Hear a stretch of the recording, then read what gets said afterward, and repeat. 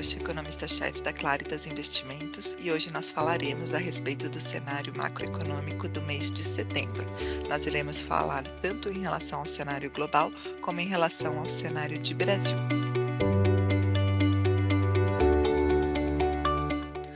Começando pelo cenário internacional, o mês de setembro foi marcado por mais um mês negativo para os ativos de risco ao redor do mundo.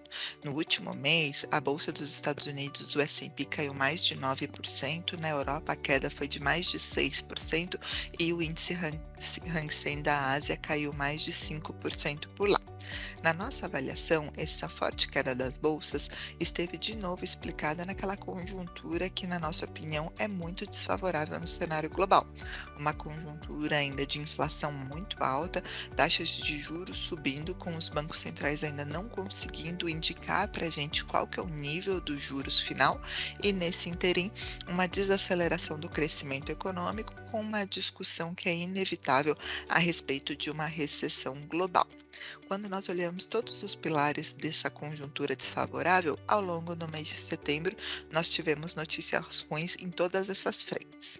Pelo lado do crescimento, por exemplo, as revisões para o PIB mundial continuam sendo para baixo, né? Para o PIB desse ano, a gente já vem revisando para baixo consistentemente, mas agora para o do ano que vem nós já estamos falando de um PIB global ali rodando perto de 2,5%, o que seria abaixo do potencial. Quando nós olhamos por regiões, a Europa continua sendo o principal vetor de preocupação. Os dados de setembro dos PMI já mostram ali a atividade por mais de meses abaixo do nível de 50, que é contração, dados de confiança começam a recuar de maneira mais forte e a gente tem uma preocupação agora maior com o Reino Unido. Durante o mês de setembro, nós tivemos como destaque um anúncio ali do novo pacote de corte de impostos feito pela nova primeira-ministra Liz Truss. Esse pacote, muito questionado, buscava ali reduzir os preços de energia elétrica para a população e também impulsionar o crescimento com redução de impostos e aumento de gastos. Esse pacote foi fortemente questionado pelos mercados, levando a uma piora das condições financeiras por lá e levando a uma pressão na taxa de juros dos Estados Unidos, do Reino Unido, até mesmo com uma intervenção para evitar uma crise financeira maior por conta da situação financeira dos fundos de pensão e de seguradoras. Essa situação do Reino Unido para a gente é mais um alerta de como o mundo, tentando escapar desse equilíbrio de inflação alta, juros subindo e crescimento baixo, ainda pode ser um mundo bem negativo. Mas fora isso da Europa, a gente não pode esquecer da situação na China. Os últimos dados de China até que não foram tão ruins, né? Alguns números ali até vieram um pouquinho acima do esperado, como o caso da produção industrial do mês de agosto e também as vendas no varejo. No entanto, a gente ainda tem na China uma preocupação muito grande com o setor imobiliário, com a manutenção daquela política de Covid-0, e a gente não continua enxergando medidas para impulsionar a atividade de uma maneira relevante ao longo dos próximos meses. Com isso, o PIB da China continua sendo revisto para baixo, e para o ano que vem a gente ainda vê uma aceleração, mas cada vez com menos convicção por enquanto. Claro que na China tem uma data crível ali importante em relação à recondução do líder Xi Jinping, e essa recondução pode mudar bastante ali as diretrizes de política econômica, mas por hora a atividade na China segue como um fator que não ajuda a aliviar as preocupações globais. Agora, em relação aos Estados Unidos, a gente até que não teve dados que não foram tão ruins, né? Quando a gente olha o PIB do segundo trimestre, houve aquela confirmação de uma retração, mas na reavaliação houve uma surpresa em relação ao consumo das famílias, mostrando um crescimento mais para perto de 2%. Além disso, o ISM de manufatura, apesar de desacelerar, ele ainda continua acima de 50 pontos, o que indica uma expansão da atividade nos Estados Unidos. Tudo isso aponta para um arrefecimento da atividade nos Estados Unidos, mas indica que a recessão, apesar de ser inevitável, ela não é iminente. Agora, o mais importante nos Estados Unidos é a força do mercado de trabalho. A criação de vagas continua num patamar que não é suficiente para arrefecer a inflação. A gente tem criação de vagas rodando ali perto de 300 mil, e o mais importante, os pedidos de auxílio-desemprego, que vinham aumentando ao longo das últimas semanas, começaram a apresentar uma sequência favorável de recuo, indicando que o mercado de trabalho ainda continua aquecido por lá. E esse sinal Nacional dos Estados Unidos não impede que tenhamos revisões para baixo de PIB por lá, mas como eu falei, isso afasta um pouco o timing da recessão e o mais importante, né, isso deixa o Banco Central dos Estados Unidos, o Fed, pressionado. Por quê? Quando a gente olha esses dados todos do mundo desacelerando, eles pegam em preços de commodities tiveram uma queda forte e isso poderia ajudar a inflação a arrefecer. Só que o que o último dado mostrou nos Estados Unidos é que apesar de commodities, como o preço de gasolina ali, fazer com que o headline do CPI americano tenha um recuo, quando a gente olha os números da inflação subjacente, a gente viu uma inflação muito mais disseminada, muito mais intensa, que não permite comemorações e mostra que a desinflação ela vai ser muito mais gradual. Tanto a inflação de bens como de serviços ficou acima do consenso no último número e mostram para a gente que o Fed deve ter cautela. E por conta dessa conjuntura desafiadora para a inflação, a última reunião do Fed foi dura, né? O Fed já vinha subindo ali o ritmo de juros em 0,75 pontos percentuais, confirmou esse aumento novamente na reunião de setembro e indicou que o plano de voo é mais uma alta de 0,75 pontos percentuais na próxima reunião. Mas o mais importante da nossa leitura da última reunião do Fed foi ele sinalizando para a gente que a chance da gente ter aquele pouso suave da economia está cada vez mais distante, que o Fed deve fazer sim uma parada mais brusca no crescimento para conseguir chegar na inflação à sua meta. Só que mesmo com o crescimento tendo essa parada mais forte, o Fed ainda não vê a inflação convergindo para a meta até 2024 e por isso jogou a expectativa de juros para um patamar de 4,6% no final do ano que vem. Então é uma mensagem clara e direta de juros necessariamente mais altos por um período mais longo, juros que vão levar as economias a desacelerar, os Estados Unidos a ter um arrefecimento importante e ainda assim o alcance da inflação para a meta não é dado como certo. Por isso, na nossa avaliação, esse cenário continua desafiador tanto para ativos globais como para ativos de emergentes também. Para a gente, enquanto não houver clareza do processo de desinflação, os bancos centrais vão manter um tom duro e a recessão torna-se ainda mais certa. Esse cenário para economias em desenvolvimento é um cenário muito negativo, é um cenário de maior aversão a risco, de dólar forte e de pressões em condições financeiras. Por isso, para a gente, o cenário global não mudou e para a gente ainda não tem sinais de que essa trajetória vai ser alterada. Quando a gente fala em os bancos centrais se preocuparem com a recessão e fazerem uma mudança de política monetária, é algo que temos que acompanhar, mas para a gente ainda está distante. Os bancos centrais estão determinados a levar as inflações para as metas e eles vão fazer o que for necessário nesse momento. Por isso, a gente vê um cenário global ainda desafiador para os próximos meses.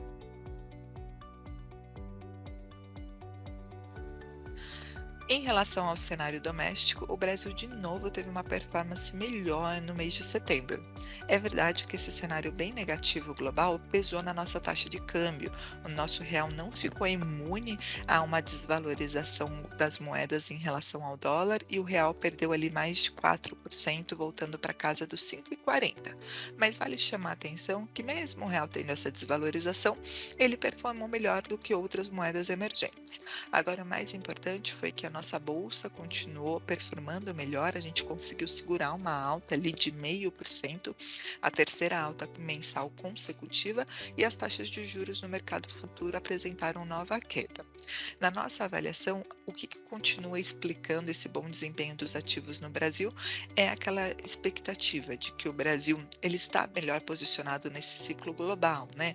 Quando a gente olha o Brasil não inserido ali em conflitos geopolíticos, quando a gente olha que o Brasil se beneficia de alta de commodities, isso já deixa uma cara estrutural melhor para o Brasil. Mas além dos fatores estruturais, a conjuntura de Brasil é mais construtiva, né?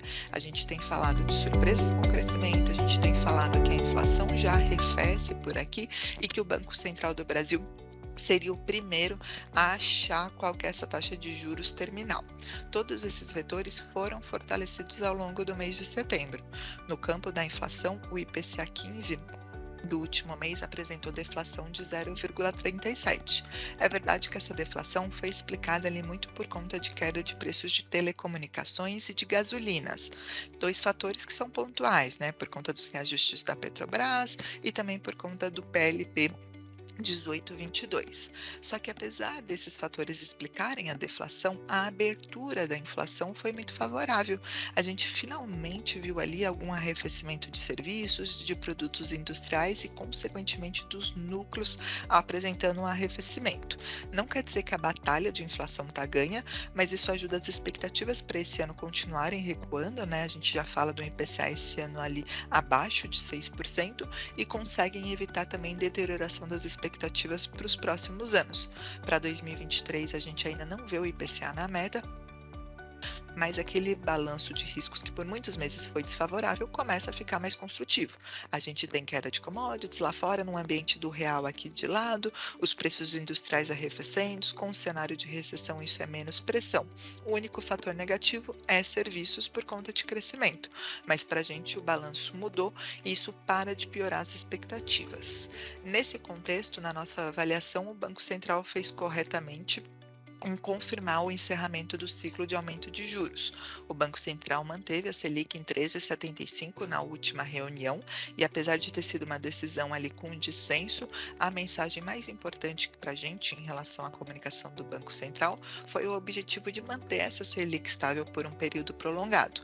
Aquela alta residual que foi defendida por dois membros do Copom, que foi discutida pelo todo o comitê na nossa avaliação, não faria muita diferença em termos de conter expectativas ou conter a euforia ali com eventuais cortes. Para nós, é imprescindível que o Banco Central sinalize que ainda está desconfortável com a desancoragem e que, por conta disso, tem um plano de não cortar essa Selic tão cedo e coloca sempre no cenário dele a hipótese de voltar a subir. Então, nós achamos muito correta a comunicação do Banco Central e achamos que foi muito importante no momento em que o mercado poderia começar a cogitar corte de juros. Se a comunicação do Banco Central vai ser suficiente para evitar uma euforia, na nossa visão ainda é incerto, porque a gente precisa de uma conjuntura de fatores para pensar em corte de juros. A gente precisa de inflação corrente favorável, a gente precisa de expectativas voltando a cair e a gente precisa de redução de incertezas fiscais. Então, o Banco Central sinaliza uma Selic alta por um período prolongado e a gente continua enxergando que as condições para esse corte ficam só para o segundo trimestre do ano que vem e por isso o discurso duro do Banco Central deve continuar. Mas fora a questão do fim do aumento dos juros e também a inflação já arrefecendo aqui no Brasil, o crescimento continua com boas notícias. As projeções para PIB desse ano seguem sendo revistas para cima. O PIB do segundo trimestre já tinha sido muito forte, mas os primeiros dados do terceiro trimestre também são bons. O IBCBR de julho teve um avanço de 1,2%, bem acima do que a gente esperava. É verdade que serviços continua puxando a retomada, mas nós também tivemos boas notícias da indústria e também revisão da safra brasileira. Com isso, a cara do PIB do terceiro trimestre fica melhor do que a nossa projeção inicial, indica que tem riscos aí do nosso PIB ficar acima da projeção de 2,7, que é a nossa projeção atualmente. Mas fora o upside para o PIB deste ano, nós não podemos esquecer do ano que vem. Eu estou falando que o mundo todo está com revisão para baixo de crescimento e risco de recessão. No Brasil, na nossa avaliação, é inevitável um arrefecimento do crescimento, já que os juros está num patamar contracionista e a política monetária, com os efeitos defasados, vai atuar na atividade. Mas mesmo que o Brasil desacelere, para a gente ainda o Brasil evita uma recessão. A gente teremos novos estímulos fiscais o ano que vem, teremos de fato um ciclo de commodities favorável para investimentos e a gente não pode esquecer que o ponto de partida do mercado de trabalho é melhor. Por isso a gente continua acreditando que é possível o Brasil crescer cerca de 1% ano que vem, o que é uma cena muito melhor do que o mundo lá fora. Agora, um outro fator que também ajuda o Brasil é a questão da política fiscal e as perspectivas em relação à eleição. Sobre fiscal, a gente continua com muita incerteza sobre como o teto dos gastos será alcançado o ano que vem, como que vai ser financiado o Auxílio Brasil de R$ 600. Mas nós não podemos negar que os dados fiscais seguem surpreendendo e a gente caminha para ter o segundo ano consecutivo de superávit das contas públicas. Agora, o mais importante é que as expectativas em relação ao fiscal não sofreram deterioração. Nós já tínhamos uma visão que a eleição não traria uma ruptura fiscal, que os principais candidatos iriam buscar um novo arcabouço e um novo arcabouço que garantiria uma redução da dívida ao longo dos próximos anos. É fato que nós não temos clareza ainda sobre os planos econômicos de grande parte dos candidatos e muito menos ali qual será a equipe econômica, quais serão as prioridades. Mas o resultado da eleição presidencial no primeiro turno trouxe um alívio. Foi um resultado que mostrou que os candidatos que vão disputar o segundo turno são o atual presidente Jair Bolsonaro e o ex-presidente do Partido dos Trabalhadores, o Lula. Não houve surpresas em relação aos candidatos, mas houve surpresa com o número de votos que eles conquistaram. O Lula ficou com um pouco mais de 48%, que era o que as pesquisas indicavam, e o Bolsonaro teve cerca de 5 pontos a menos. Esse gap é bem menor do que as pesquisas mostravam ali, que eram em torno de 10% ou até um pouco mais. O que isso muda na nossa avaliação? Uma eleição mais disputada, na nossa avaliação, faz com que os candidatos vão mais para o centro e para o moderado. Isso, pelo lado do Bolsonaro, é um candidato buscando ali não só maior diálogo com vários partidos, mas também afastando discursos, questionando o processo democrático, as urnas e entrando em conflito com outras instituições. Pelo lado do Lula, é um candidato que vai ter que mostrar uma agenda muito mais detalhada, mostrar quais que são seus planos de governo e buscar não só conversar com outros partidos, mas conversar com figuras importantes no campo econômico e, quem sabe, já trazer alguns anúncios. Claro que isso não vai ser o determinante para a disputa. A gente acha que a eleição vai ser muito mais acirrada do que as pesquisas indicavam e que vai ser decidida na reta final. Mas para expectativas em relação à política fiscal, tira aquele risco de radicalismo. E o mais importante nessa história toda é a composição do Congresso. O Congresso mostrou para a gente nas eleições no primeiro turno uma configuração com partidos de centro e de centro-direita ganhando maior representatividade. Isso é muito relevante num cenário de vitória do Lula por barrar medidas extremistas em termos de políticas populistas e num cenário de Bolsonaro por implementar uma agenda ali mais ortodoxa, como a agenda de privatizações. Então, nós continuamos num campo de incerteza em relação a quem ganhará a eleição, quais serão as medidas prioritárias e quais serão os planos de governo. Mas na nossa avaliação, os riscos que já eram reduzidos a partir desse resultado do primeiro turno ficaram ainda mais distantes e a gente caminha para ter uma agenda mais propositiva o ano que vem, num cenário de contas públicas com números melhores, PIB surpreendendo positivamente, evitando uma recessão, inflação desacelerando e Banco Central parando de subir os juros, com o próximo movimento sendo de corte. São esses vetores que para a gente explica a melhor performance do Brasil e também são esses vetores que, na nossa visão, podem fazer com que o Brasil continue tendo uma boa performance ao longo dos próximos meses. Claro que o cenário global é um desafio, mas a gente avalia que o Brasil está melhor preparado e posicionado e atrativo para esse cenário. Essa foi a nossa visão do cenário econômico no mês de setembro. Coloco as nossas áreas de economia e as nossas áreas de marketing à disposição para quaisquer dúvidas. Obrigada e até o próximo mês.